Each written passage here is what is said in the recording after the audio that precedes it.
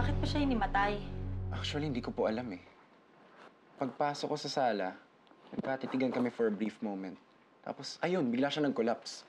So ako naman po, tinawag ko si Manang Berta. Tapos tinuro niya sa akin kung saan yung kwarto ni Karen. Tapos, ito na. I really hope she's okay. Gusto niyo pa para sigurado dali natin siya sa ospital? Ha? Ospital?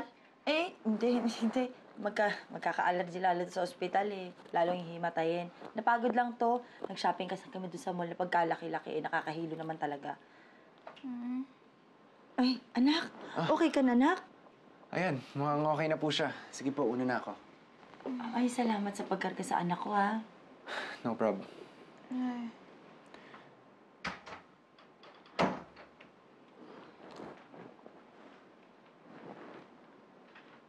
May kumarga sa akin, Nay. Ba't ka ba hinimatay? Ay, naku, Nay, hindi ko alam. Basta, bago ko matayin, ang naalala ko lang, may dumating na pagkagwapo-gwapong lalaki. Sino po bang kumarga sa akin? Yung pagkagwapo-gwapong lalaki. Tingin ko kaya hinimatay dahil nakakita kang gwapo eh. Ito namang si Nanay.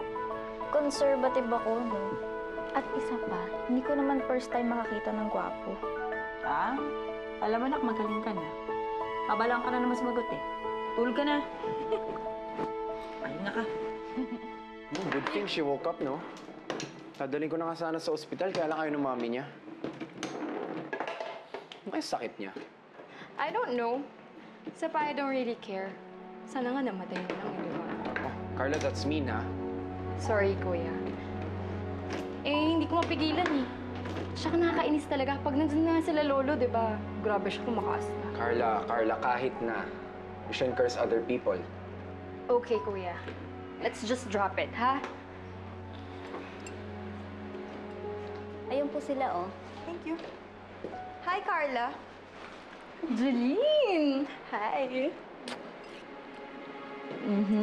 Hi, Aldrin. Oh, hello. You're back na pala from Cebu. Yeah. Ikaw, saan ka na ba? I'm good. I'm good. Looking So, sharp, guys, huh? paano? Iwanan ko lang muna kayo dito, ha? I'll just get some snacks.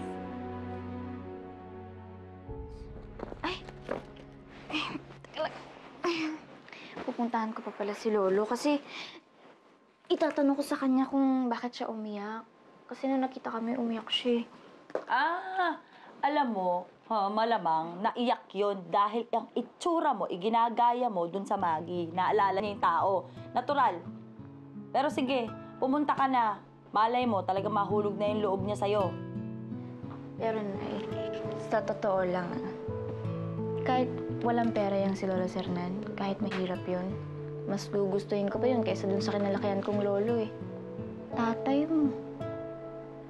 Alam mo na, walang niya ka rin eh. Siraan mo ba sa akin tatay ko? Patay na nga.